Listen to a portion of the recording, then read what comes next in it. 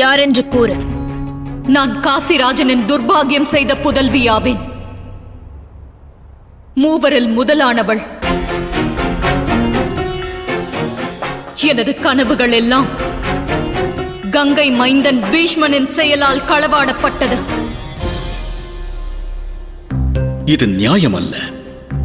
தாம் சால்வனை விவாகம் செய்ய நான் சம்மதம் தெரிவித்தேன் அல்லவா? நிறைந்த சபையில் அனைவர் பார்வையும் முறைந்து போகும் வண்ணம் சால்வனை வெற்றி கொண்டீர்கள். என்னை விவாகம் செய் என்று சால்வனை நான் நெருங்கிய போது, நீ இப்போது என் மனம் பற்றிய கன்னி அல்ல, ஒரு வெற்றி கனி என்றான். போட்டியில் உன்னை வெற்றி கொண்டது நான் அல்ல, வானவ கங்கையின் மைந்தன் என்றான்.